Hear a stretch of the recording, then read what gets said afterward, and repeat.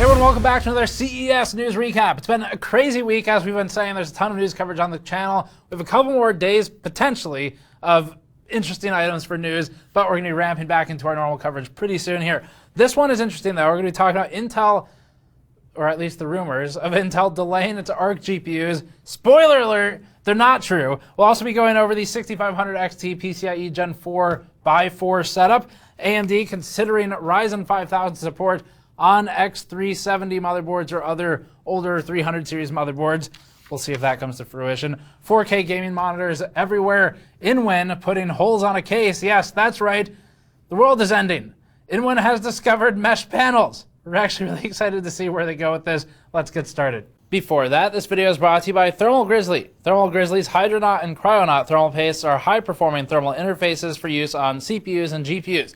You can bring an old card back to peak performance by repasting it and doing preventative maintenance, and Thermal Grizzly's Hydronaut is ideal for water cooling and air cooling for new and old cards alike.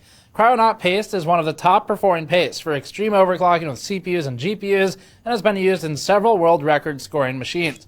Learn more at the link in the description below. The first one's really simple here. Intel had a stated target of Q1 2022 for its ARC GPUs to come out. This was stated at the time of filming yesterday, which means that within 24 hours, there were new rampant rumors about Intel is delaying its 2022 Q1 launch for ARC. And as for why, the rumors indicated that it's because there was a silent change where Intel took out two letters from one of its slides or website pages. It used to say Q1 2022. It was changed to just say 2022.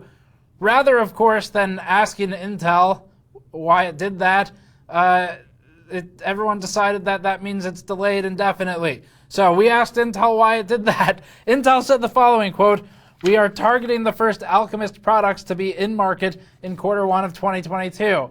There you have it. Nothing has changed. This is a non-story."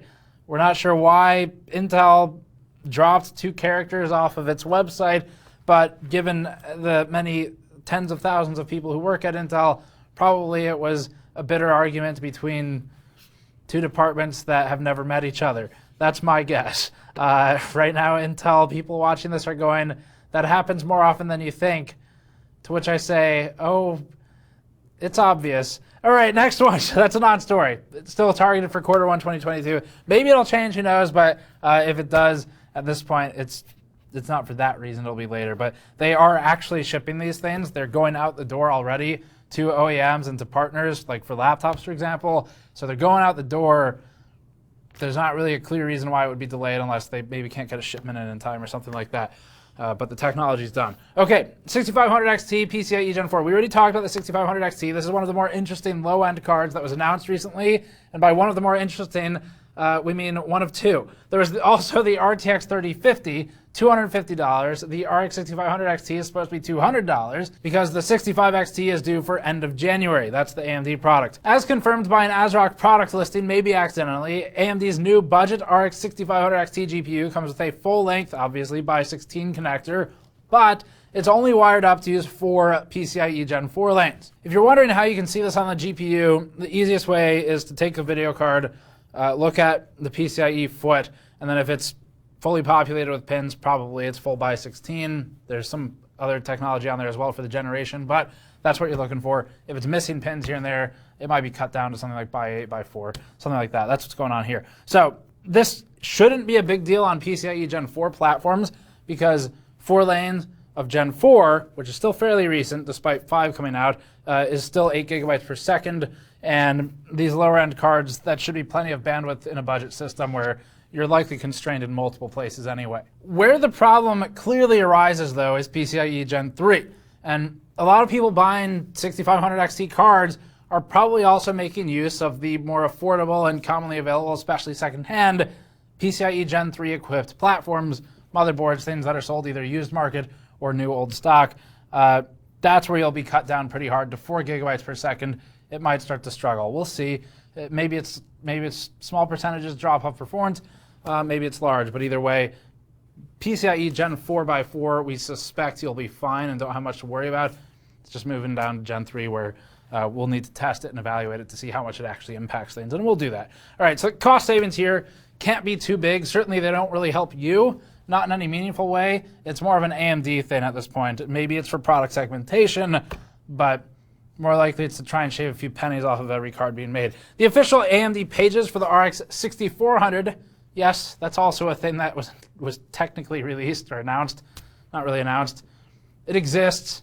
No one said anything about it. No one really talked about it. But the 6400 and the 6500 XT product pages confirm that neither card will support H.264 or H.265 encoding, and they also won't support AV1 decoding. So this is a pretty deep blow to these cards because it makes them effectively useless for accelerating video encoding.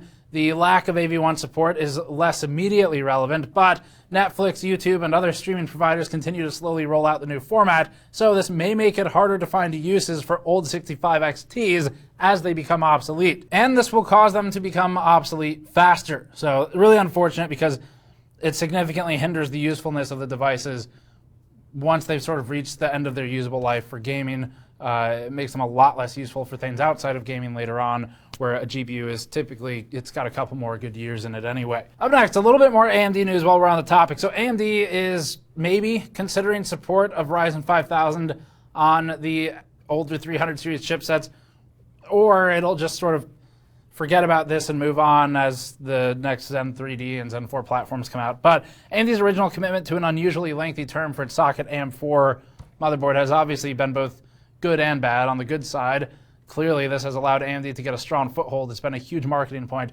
It's been one of the main points we've seen reiterated in comments, specifically several years ago when AM4 was still pretty new in its life, where people were sort of looking for reasons to choose one platform versus another, and maybe the performance or the price or whatever wasn't clear enough.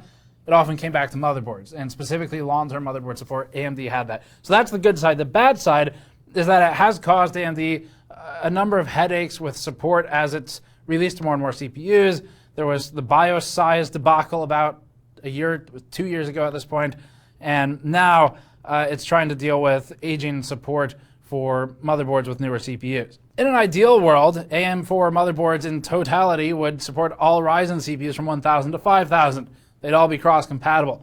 In reality, Ryzen 5000 CPUs don't work with AMD 300 series boards, or at least they didn't until last November when some low-end A320 boards added support.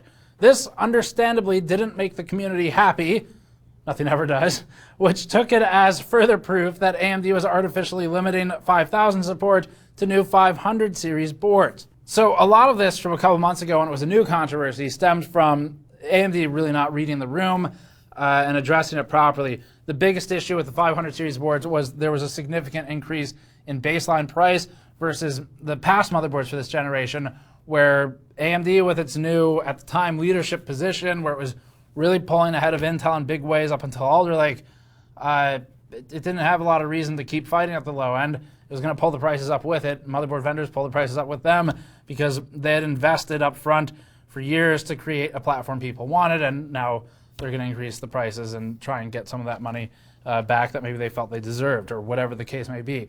This obviously created a constraint on the lower end market. AMD didn't launch low end Zen 3 CPUs, so you don't have anything below 5600X.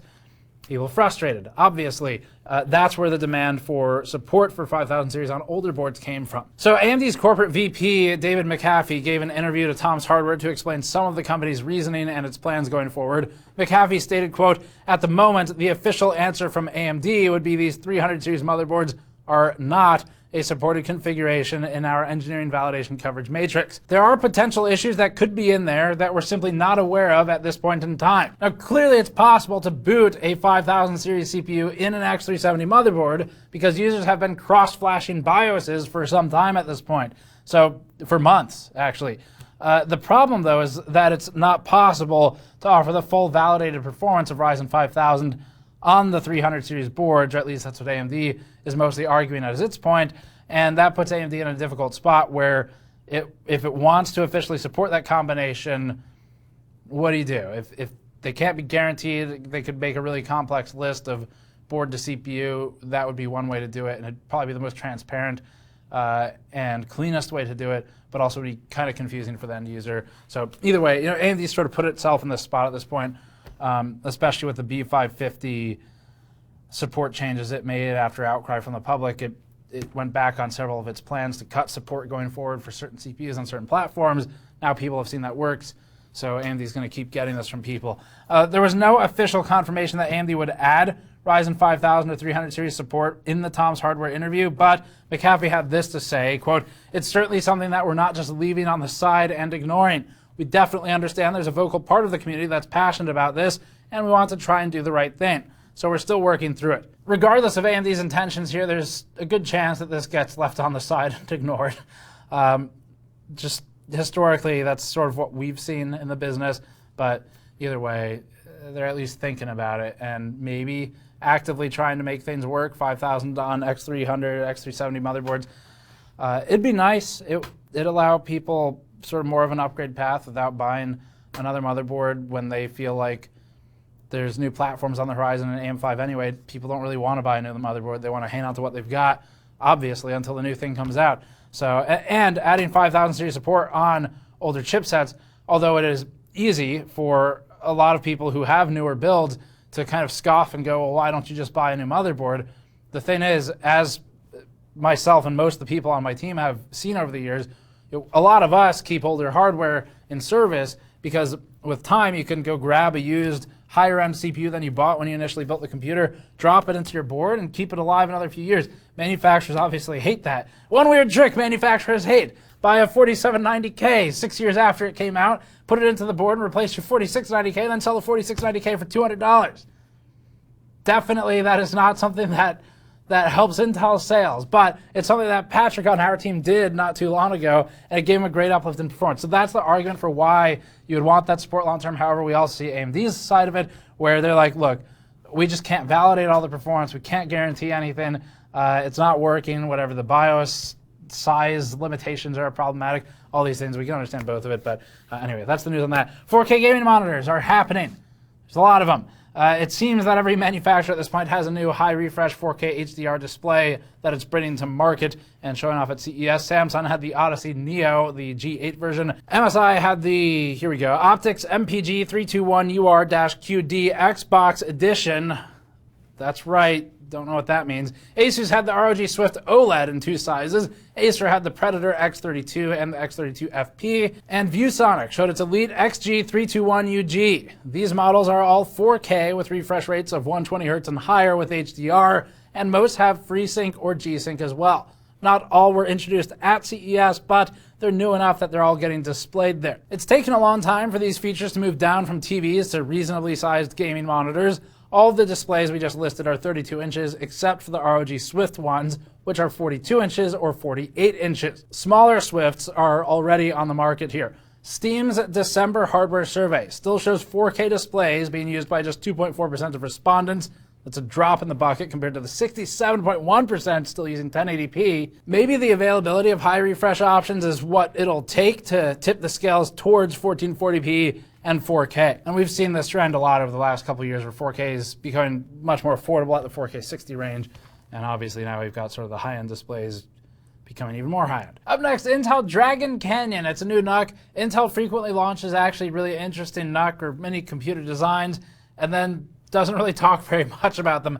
This is another follow-up in that because the leaked photo on Twitter from a few days ago provided us a lot more information, sadly, than the Intel official announcement of Dragon Canyon. Maybe Intel threw it together after the leak came out. Either way, we're going to combine both of them so we can actually report the full picture of this thing. So the photo from a few days ago was a compute element add-in card that had what people were calling the first LGA socket for a NUC. This is the kind of compute element that's found in the NUC Extreme kits with a full-sized desktop LGA 1700 socket and retention bracket. This is unusual because NUCs are by definition generally compact, and in the past Intel has used soldered laptop chips to keep the motherboard and cooling solutions as small as possible. Intel just officially revealed the Intel NUC 12 Extreme, however, in this video. The one that we have on screen shows Dragon Canyon, which appears to fully confirm the validity of the previous leaked photo. Listed specs include a 12th gen Intel Core i9 processor, presumably some flavor of 12900. Intel sells NUC kits through third parties, though, who can choose to sell the units bare bones, without RAM or storage. So we're curious to see whether buying a NUC without a CPU is also an option. Specs also list 3 PCIe Gen 4 M.2 slots for storage, 2 of these are visible on the PCIe device itself, on the compute element. The last one is likely on the baseboard. That's how it's been done in the past. The Beast Canyon NUC, for example, had one on the baseboard. Beast Canyon's compute element, as a reminder, contained 3 M.2 slots and a wireless Key card. Dragon Canyon also has onboard wireless, but the card has been shifted to the rear I/O, hopefully in a way that's still user serviceable. Interestingly, the NUC also has integrated 10 gigabit Ethernet LAN, a rare feature even on a full-size Z690 board, so that's actually pretty useful here. General reminder for those who might not know why you would want 10 gigabit Ethernet when your internet service provider is likely screwing you to even get 30 megabits in a lot of places in the world. It's because internally you can still use it for things like NAS devices. RAM compatibility is limited to DDR4 SODIMMs. Power appears to still be provided by normal ATX connectors, so we'll cautiously say that Intel is continuing to move in a user-friendly direction with these NUCs. There was early speculation as to whether Intel would do a full reveal of the product at CES, but until today's teaser, there was no news that had come out. We did spot an Extreme NUC, presumably Dragon Canyon as well, in Intel's live stream. Honestly, it looked like it was just put in there to round out the graphic that it was in, sort of the sad general history of the NUCs, where you've got this team doing really cool engineering, mechanical and otherwise, and their product is like, we kind of need something that fits in this rectangular hole on the slide between all the laptops and the CPUs. Do the NUC guys have anything? Thanks, Steve. Anyway, it was lumped in with, quote, more than 50 mobile and desktop designs, all using Intel Arc. This lends credence to the prediction that Intel will ship its own GPUs in the NUCs, although probably not this one. The smaller enthusiast NUCs are the ones that typically ship with soldered DGPUs, while the larger AIC-compatible Extreme NUCs generally ship without DGPUs. That earlier live stream also mentioned not Dragon Canyon, but Serpent Canyon, a different one, another NUC, which is a codename for the supposedly DG2-equipped NUC 12 enthusiast that leaked last year. Up next, AMD emphasizing long-life plans for AM5. This was part of an interview with several media outlets, including PC World, Gordon over there, one of our favorites to have on the show, and Hot Hardware included as well. The media outlets spoke with Dr. Lisa Su and other AMD team members about its plans for AM5 going forward, and one of the remarks from Su confirmed that, quote, you should expect that AM5 will be a long-lived platform, as AM4 has been. I think we're expecting AM4 to stay in the marketplace for quite some years, and it'll sort of be an overlapping type of thing, end quote. AM4 has been well received, but it's interesting that AMD is ready to jump right back to guaranteeing years of support for a socket after its recent difficulties maintaining that guarantee with the final launches in the Ryzen 5000 line and the B550 and the 300 series motherboards. Making boards last longer is a win-win for customers. It's obviously good for AMD. It keeps people buying AMD CPUs, so AMD benefits, consumers clearly benefit economically, and even just in hassle or time costs as they swap things around. The biggest party that loses out here is motherboard manufacturers, but they've got enough. They're doing a lot to make as much money as they can. They've got enough going on. Plus, a lot of people do just upgrade the entire thing when they replace the CPU anyway, so there's still plenty of market to be had there. It's not like they're being left out in the cold. In response to a question from Hot Hardware as to whether AMD will unify HEDT and desktop going forward or keep the AM5 desktop line separate, CVP David McAfee stated that, quote, we do expect it to be kind of in line with the AM4 positioning in our portfolio. The implication here, reading between the lines, the rather broad lines, is that Threadripper and desktop parts will remain separate. While AM4 has enjoyed years of support and generational cross-compatibility at this point, AMD's HEDT platforms have clearly been much shorter-lived. We've seen no indication at this point that that's going to change. Inwin had 2 cases that caught our eye this year at CES, plus one that came out a little earlier but we hadn't noticed existed. The B1 Mesh and the Nebula 127 are the 2 most immediately interesting and newest cases from Inwin. The 127 and its Nebula variant are mid-towers. It's what we specialize in reviewing on cases at least, and they're in the same old boxy Inwin form factor familiar to the Inwin 303 that we reviewed a long, long time ago. This is, however, with the welcome edition and rare edition of a mesh panel. I genuinely can't think of a time in recent memory where Inwin fully committed to airflow in one of its cases. It's very form-focused rather than function-focused typically. And if that's not obvious, we'll put some of the examples of Inwin's signature series cases on the screen from our many years of previous Computex coverage. The N127 ships with one 120mm fan, but it has the capacity to add more, which is a start. The 127 non-N, so not the N127, but the 127 comes without any fans. They're a little bit different there.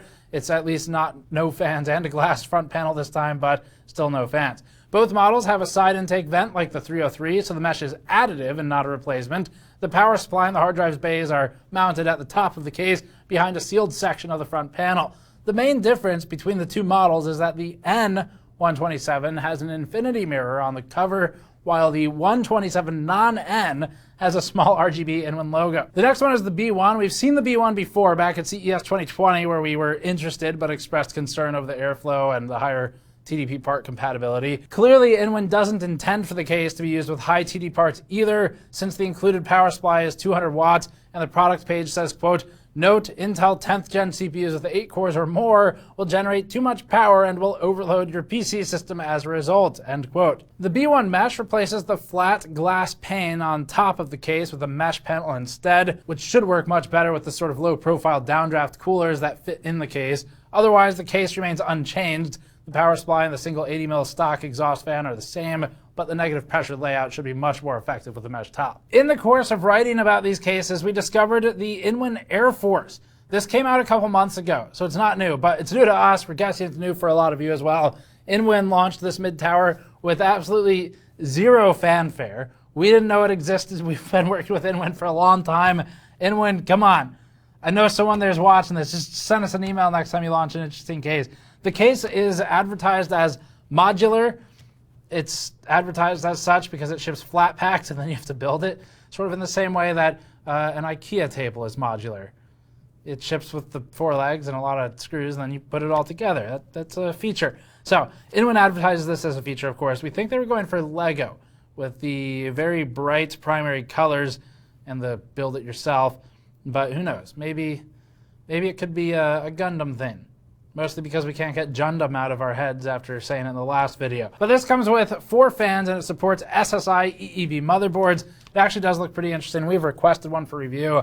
Kind of looking forward to working on something from Inwin again. It's been a little while. Their form-focused stuff is really cool too, like the H Tower, the Jarvis thing from last year. So they do cool stuff that's purely form, no function, but there does have to be something there sort of at the base to support everything else. So that's it for hardware news. Thanks for watching. As always, subscribe for more. We'll probably have 1 or 2 more types of news roundups than we would typically have just because of all the news coming out this week. So check back for those. Otherwise, back to normal reviews like the thing that's torn apart on the table in front of me very shortly. This one will be entertaining as well. So thanks for watching. Subscribe for more. You can go to store.gamersnexus.net to grab one of our Disappointment 2021 t-shirts. We are in the 3rd and final round of those, or you can grab our toolkits, which are in stock and shipping now. If you back ordered it, yours is going out shortly. Thanks for watching. We'll see you all next time.